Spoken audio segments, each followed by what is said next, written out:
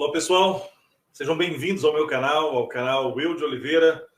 Nós estamos aqui para falar um pouquinho de coisas maravilhosas que Deus tem feito em nossa vida. E hoje eu quero explorar algumas coisas com vocês. Muitas pessoas têm entrado em contato e têm me perguntado, inclusive irmãos evangélicos, protestantes e da minha ex-igreja, Igreja Adventista do Sétimo Dia. Por que um pastor, depois de 25 anos de ministério, se torna católico?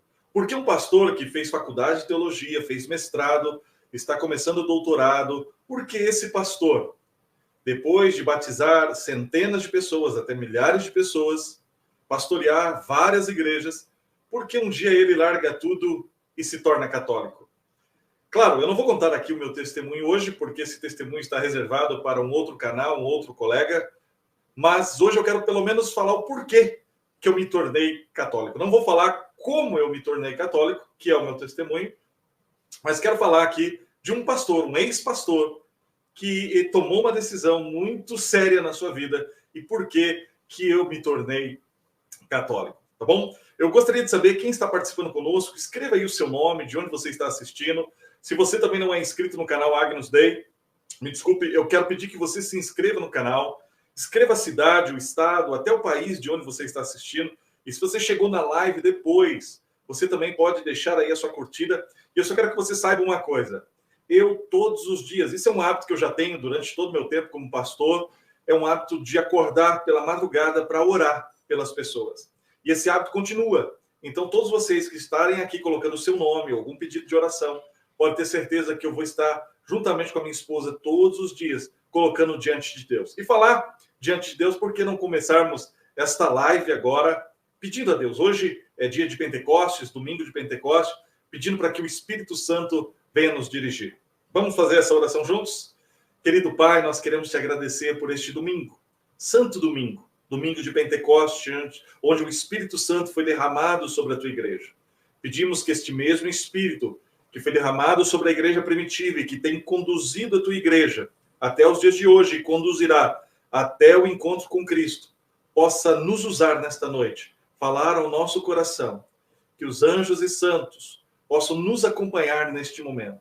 Clamamos e pedimos a bênção e rogamos a nossa mãe querida que interceda a Deus por cada um de nós. Nós oramos em nome do Pai, do Filho e do Espírito Santo. Amém. Amém?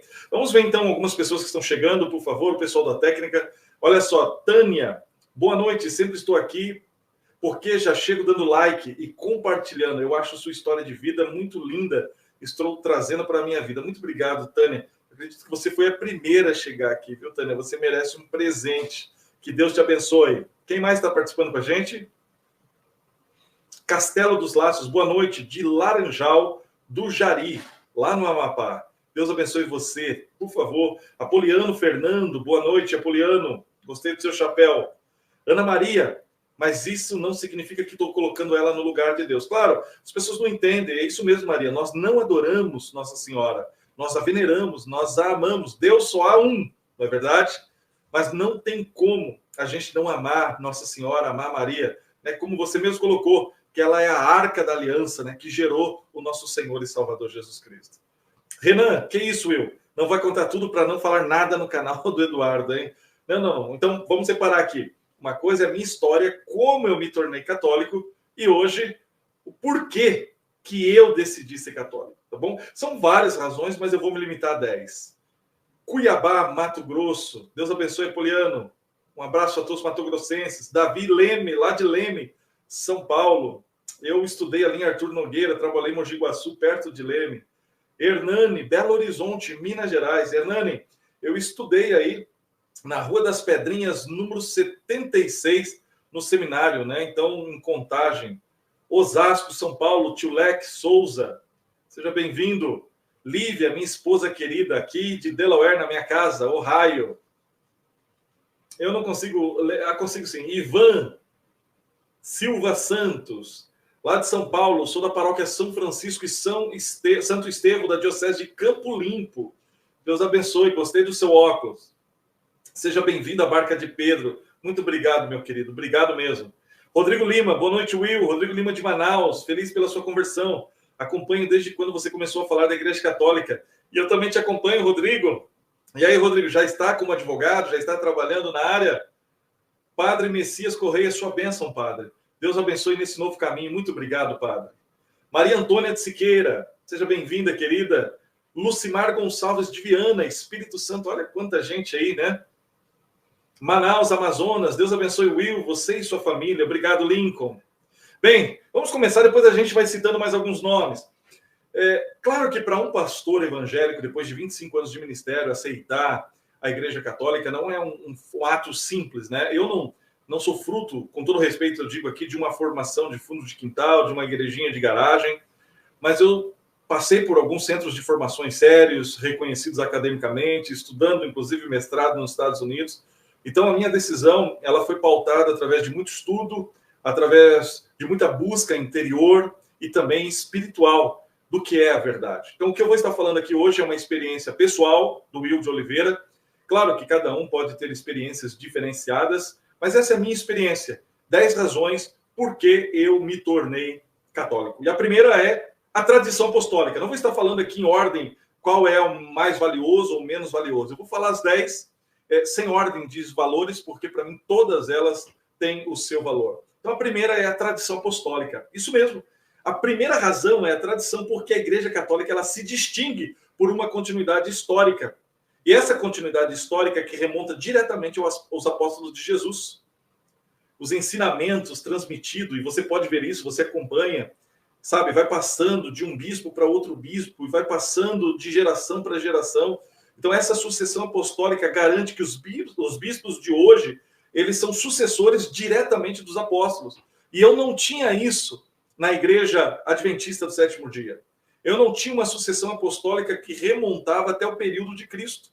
Então isso me dá uma segurança muito grande de saber que esse depósito da fé, essa autenticidade da fé, ao longo dos séculos, isso proporciona para mim aí uma sensação de segurança. E é isso que eu tenho. Então, quando eu olho na história que eu tenho uma sucessão que foi passando de bispo a bispo e que cada bispo que foi sendo ordenado foi recebendo ali a imposição de mãos de bispos que receberam essa autoridade, isso me dá uma segurança de estar na barca correta. Me dá uma segurança que talvez a igreja evangélica não consegue passar, porque a igreja evangélica ela foi fundada por homens, e vamos remontar aí até 1517, quando começou o protestantismo, né? E a igreja adventista também, podemos falar da minha igreja, que é a minha anterior igreja, antiga igreja, que começou ali há quase 180 anos. Nenhuma das igrejas evangélicas me dão o que eu encontrei na Igreja Católica, que é a sucessão apostólica. Hoje, na missa, eu estava ali conversando com o bispo da minha diocese e falando sobre isso, como é bom, como é se sentir seguro. E como pastor, eu sou feliz de fazer parte de uma igreja que tem uma tradição linda, sabe, uma tradição que continua. Vários homens que passaram pela história da igreja, homens santos, homens que depositaram a sua fé, derramaram o seu sangue para que essa igreja continuasse de pé. E essa autoridade foi dada por Jesus um dia a Pedro. E essa autoridade hoje está na igreja. Então, isso me faz me sentir seguro. É como, às vezes eu viajo de avião, eu entro no avião sem conhecer o piloto, eu sento lá, claro, sinto um pouco de medo, mas eu sinto que eu vou chegar no local. Agora, se eu confio num piloto que eu não conheço, num motorista de ônibus que eu não conheço, num qualquer outra pessoa, agora você acha que eu não vou confiar num Deus que fundou a sua igreja há 2000 anos e que está no controle desta barca? Então, esta é a primeira razão por que eu me tornei católico, a tradição da igreja. A segunda, claro, não posso deixar de falar, eu fico encantado, eu lembro que, não vou falar aqui o meu testemunho, mas antes de tomar minha decisão, eu entrava na igreja, ficava sentado às vezes 4, 5 horas no banco da igreja, esperando minha esposa quando estava trabalhando. Só tinha eu na igreja e eu ficava olhando para o sacrário. E eu falava para Jesus como eu queria tê-lo dentro de mim, como eu queria ter a oportunidade de receber a Eucaristia, sabe? E a Eucaristia, ela antigamente, como pastor, ela tinha simplesmente um efeito simbólico. E na igreja adventista, se você não sabe, os pastores da igreja adventista realizam a ceia, a Santa Ceia, que não é a Eucaristia, a cada 3 meses. E se é um grupo, estou falando de igreja organizada, mas se é um grupo, a cada 6 meses. Então, a cada 3 meses só que eu participava da ceia e tinha um pequeno vislumbre do que poderia ser, mas nunca o real sentido do que hoje eu tenho como católico. E somente a Igreja Católica Apostólica Romana tem. E graças a Deus por isso. Essa é a segunda razão, a doutrina da transubstanciação, conforme explicada por São Tomás de Aquino na Suma Teológica. Ele ensina que o pão e o vinho se transformam substancialmente no corpo e sangue de Cristo durante a missa, embora as suas aparências permaneçam inalteradas. A gente sabe disso.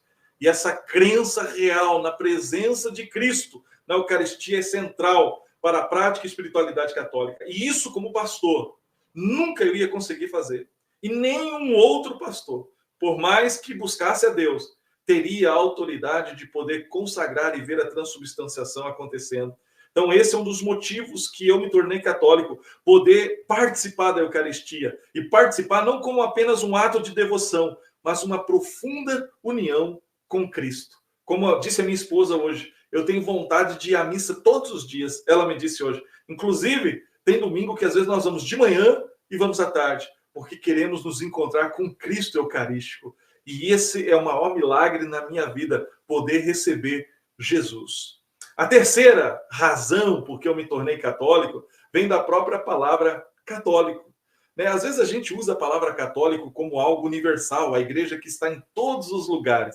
Mas a palavra católico, ela não significa simplesmente estar em todos os lugares. A palavra católico, ela significa que você tem tudo o que é necessário para a sua salvação. Então, quando eu digo eu sou católico, eu estou dizendo eu faço parte de uma comunidade que tem todos os elementos suficientes para que eu possa me salvar.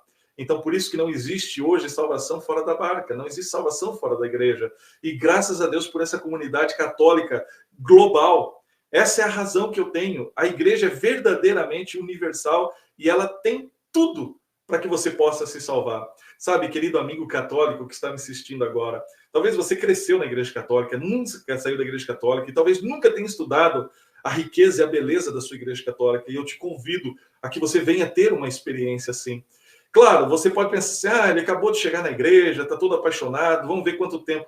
Queridos, uma vez que a gente tem um encontro real com o que é verdade, querido, pode vir os problemas, as dificuldades. Eu sei que estou no lugar certo. Eu sei que a mesma coisa que eu estou sofrendo aqui, você aí no Brasil está sofrendo, os irmãos do Japão estão sofrendo, os nossos queridos lá no Rio Grande do Sul agora estão sofrendo. Esse sofrimento que nós passamos, nós levamos até Cristo crucificado e pedimos Ele a graça. E é tão bonito saber isso, sabe? É tão bonito quando a gente olha para as Escrituras, essa universalidade que reflete a missão que Cristo deu para os seus discípulos. Lembra disso? Quando ele disse lá em Mateus, São Mateus 28, 19, e de fazer discípulo de todas as nações, batizando-os em nome do Pai, do Filho e do Espírito Santo. Essa é a missão da igreja. Além de termos uma estrutura hierárquica bonita, como o Papa, o nosso líder visível, né? Todo mundo sabe quem é. Nós temos um líder, nós temos uma hierarquia, e o nosso Papa promove essa unidade, esse mesmo coração, essa mesma intensidade, essa coesão que transcende as divisões culturais e nacionais. Não importa agora o país que você está me ouvindo, não importa a língua que você fala, não importa as condições sociais e econômicas que você tem, todos nós pertencemos a uma só igreja. E esse sentido profundo de pertença tomou conta do meu coração. Porque eu sou católico aqui, eu sou católico no Brasil, eu sou católico em qualquer outro lugar do mundo. Porque a minha igreja ela é una, a minha igreja ela é santa. Algumas pessoas, eu lembro que quando eu era pastor adventista, eu dizia que a igreja é santa e pecadora. Santa pela parte de Deus e pecadora pela parte dos homens. Mas eu aprendi como católico, não. A igreja não é santa e pecadora, a igreja é santa, porque a igreja ela é lavada no sangue de Jesus, ela é coluna e baluarte da verdade. Por mais que sejamos pecadores, a igreja continua sendo triunfante, santa, e ela continua sendo a menina dos olhos de Deus. Eu fico feliz por fazer parte desta igreja que tem tudo necessário para a salvação do ser humano e que eu não encontrei em outro lugar. Bem, antes de falar um pouquinho mais sobre quais são os outros pontos, né? Eu falei 3. Deixa eu ver mais alguém que está participando. Se você ainda não se inscreveu nesse canal, gente, vamos chegar lá. Vamos lá, por favor, se inscreva no canal, curta, compartilha, tá bem? Temes, ele podia cantar Salve Regina de novo, né? Olha, eu posso cantar sim. Será que eu canto hoje? Ou você gostaria que eu fosse lá na igreja, por exemplo, na minha catedral, eu posso cantar, a acústica de lá é bonita? O que você prefere? Coloca aí, ou eu canto hoje, ou eu posso gravar essa semana na catedral e coloco aqui para vocês assistirem domingo que vem. Me diz aí, eu quero ouvir você. Mais alguém? Igor, Estou pensando em me converter depois de casar. Minha namorada é católica e minha família é toda protestante. O que acha de me converter depois do casamento para evitar guerras aqui em casa? Igor, você tem que se converter, na realidade, é agora. Você não tem o amanhã, Igor. Quantos dias você tem mais de vida? Quantas horas? Oxalá que você tenha muitos anos, queira Deus que você tenha muitos anos, mas o futuro é incerto para mim e para você. E a única coisa que nós temos de valor hoje não são os bens monetários, não são os bens móveis ou imóveis. O que nós temos de maior valor hoje chama-se tempo. Isso mesmo. 24 horas que Deus nos concedeu, 86.400 segundos que Deus acredita a sua vida todos os dias. Como que você pode dizer que vai tomar a decisão depois de casar? E se esse dia nunca chegar? Por isso que tem um texto nas Escrituras que diz que se hoje ouvirdes a voz do Senhor, não endureçais os vossos corações. E assim, meu amigo, você está falando com um pastor que viveu 25 anos no meio protestante. Tome a sua decisão hoje. Mesmo que você ainda não saiba tudo. Mesmo que você ainda tenha dúvidas. Lembre-se que a igreja tem 2000 anos de história e ela sabe para o caminho que ela está indo. Ela sabe dirigir. E essa decisão que você está tomando é uma decisão sábia. Um lar dividido é terrível. Uma pessoa numa igreja e outra em outra. Não dá certo. Isso é julgo desigual. E eu convido você a tomar a sua decisão hoje. E dizer, Jesus, eu estou aqui. Agora, não tome uma decisão simplesmente pelo casamento. Tome uma decisão porque Jesus está te chamando para esta igreja maravilhosa. E Ele vai te abençoar. E que Deus abençoe o seu casamento. Me convide, viu? Me convide para o casamento. Eu quero ir. Ellen Brandão, acompanhei desde o começo sua jornada lá no Teologia 21. Você está comigo há mais de 2 anos, hein, Ellen? Você viu tudo que eu passei, 2 anos. Não foram decisões fáceis. Alguns momentos eu subi um pouquinho para buscar Deus, para rezar, para clamar. E hoje eu fico feliz de dizer que eu posso dizer que valeu a pena cada estudo, cada segundo, cada minuto, valeu a pena dizer eu sou católico, apostólico romano. Obrigado, Ellen. Cleidson, a Igreja Católica não veio para dividir, mas sim para estar unida. Deus nunca quis fazer nada, sozinho, sempre quis contar conosco, por isso invocamos a Liga da Justiça inteira. Oh, glória! Cleidson, isso é verdade. Se você lembrar hoje, Pentecoste, não é? O que aconteceu lá em Atos 2? As pessoas, cada um era de um lugar, eles estavam divididos, e aí o Espírito Santo veio e uniu. Jesus soprou o Espírito Santo para unir a igreja. Divisão é Babel, é lá em Gênesis 11, quando o povo quis construir lugares, torres, para chegar perto de Deus e querer ser mais que Deus. E aí, então, eles foram espalhados. Quem causa divisão não tem o Espírito de Deus.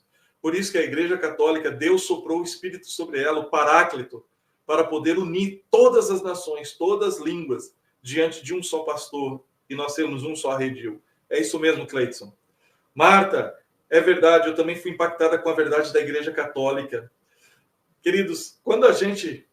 Hoje eu estava sentado na missa, e eu estava vendo, assim, toda a missa, era High Mass, era incenso, cantos gregorianos, e eu comecei a falar, Deus, obrigado por eu estar aqui, obrigado porque o Senhor me chamou, obrigado por eu fazer parte da tua igreja. Obrigado. Eu sinto porque eu não tomei essa decisão antes, mas eu estou muito feliz de que hoje eu posso fazer parte de algo grande, de algo que eu posso chamar de mãe, a minha mãe igreja. Bem, vamos lá então. Mais um e eu vou para o quarto. Seja bem-vindo você e sua família, a Barca de Pedro. Já estou inscrito nos seus canais do YouTube, Insta e já dei o like. Obrigado, Engenharia, Agronomia. Deus abençoe você. Obrigado por fazer parte desse canal. Vamos fazer esse canal crescer. Eu vou estar trazendo aqui estudos, mostrando como que vocês devem falar com os evangélicos, mostrando para vocês o que cada igreja pensa, sabe? Porque às vezes a gente se aproxima dos evangélicos achando que todo mundo é igual. Assim como os evangélicos pensam coisas erradas da gente como católico, para a gente poder evangelizar e falar com os nossos irmãos separados, é importante que você conheça. E eu, com todo o meu histórico de pastor, eu quero trazer isso para ajudar você. Você que tem um membro da sua família que é evangélico, que tem namorado, namorada que é evangélico, e às vezes não sabe como falar. Então esse canal vai servir para te ajudar a se aproximar desses irmãos separados e mostrar a beleza da nossa igreja, tá bom? E falando em beleza, aqui está o quarto motivo porque eu me tornei católico, que é a profundidade teológica. A quarta razão é a profundidade que a gente tem na teologia. A Igreja Católica ela possui uma rica tradição intelectual que inclui os escritos dos padres da Igreja. Você sabe disso, eu tenho aqui por exemplo, vários livros na minha biblioteca, acho que eu não vou conseguir virar ali agora, vários livros da patrística que eu sempre estou lendo. Eu tenho livros, por exemplo, como Santo Agostinho, livros de São Gregório Magno, e os grandes escolásticos, né, como São Tomás de Aquino, Santo Anselmo. Essa tradição ela não só responde às questões teológicas e filosóficas fundamentais, porque isso é importante, mas também dialoga com a ciência. É importante a gente entender isso, que a ciência, a filosofia contemporânea, a igreja está dialogando. A teologia católica oferece uma compreensão coerente, abrangente do que é a vida. Então, essa profundidade teológica de mais de 2000 anos de história do cristianismo me faz cada dia mais beber dessa fonte de sabedoria, de inspiração que a igreja me oferece. Então, isso é bonito. Quinto, a beleza da liturgia, né? A beleza litúrgica. Hoje, sentado ali, você vê todo o processo, o silêncio da igreja, quando você entra, a reverência, aquela igreja grande te acolhendo como filho, entende? Você se ajoelha ali, olha para o sacrário. Que lugar no mundo você tem isso? Jesus ali, de braços abertos para te acolher, depois todo o processo litúrgico acontecendo, sabe, você pedindo perdão, você lendo salmos, as leituras enchendo o teu coração como se você estivesse alimentando do maná, aí vem o próprio Cristo no Evangelho te abraçando, te consolando, te edificando e até te corrigindo. E depois você recebe o próprio Cristo, e aí a missão de sair ao mundo, aí a verdadeira missa está acontecendo. Missa vem da palavra missão. A liturgia é bela, é linda. Alguns falam assim, mas a missa é chata, senta, levanta. É porque você não entendeu o que é a missa. Você não entendeu a beleza que está acontecendo. Eu falo assim que os anjos dançando. Ali vem uma sinfonia angelical. Sabe, a missa acontecendo. É uma união entre os santos da terra e os santos do céu, com as miríades celestiais e o próprio Cristo. Sabe, esse é o maior encanto da missa. Esse é o maior encanto da liturgia. Então eu me tornei católico por isso. Por causa dessa beleza católica, especialmente na forma do rito romano que nós temos. Eu acho lindo. É um tesouro, a oração que a gente faz, a música que leva o espírito, que acalma a alma. Eu não sei se você sente assim. As orações litúrgicas são cuidadosamente compostas, refletindo séculos de tradição, sabe? Tradição espiritual, a arte, a iconografia, tudo, sabe? Vai juntando tudo, a arquitetura das igrejas, inspirados por essa tradição, o ambiente que facilita o encontro com o divino. A liturgia não é apenas um conjunto de rituais, mas é uma participação na eternidade. A missa, o momento da missa é trazer o céu à terra. O momento da missa é você já fazer parte da eternidade. E aonde você vai ter isso? Me diz, aonde você vai ter? Bem, sexto, os sacramentos. Os sacramentos, isso mesmo. Eu, como pastor, tinha duas ordenanças, o batismo e a ceia. E hoje eu tenho os sacramentos, por isso eu sou católico. A sexta razão para que eu possa dizer sou católico, apostólico e romano. Os 7 sacramentos são sinais eficazes da graça instituída por Cristo e confiados à igreja. Eles acompanham o cristão desde o nascimento até a morte. Não é bonito isso? A trajetória. Você nasce na igreja e morre na igreja, se preparando todo o tempo para a eternidade. Eles acompanham você. Esses sacramentos, por exemplo, o batismo, nos incorpora ao corpo de Cristo. Aí, a confirmação fortalece o Espírito Santo em nós. A Eucaristia, ela alimenta a nossa alma. A penitência, eu não sei você, mas eu não vejo a hora de chegar o momento de me confessar.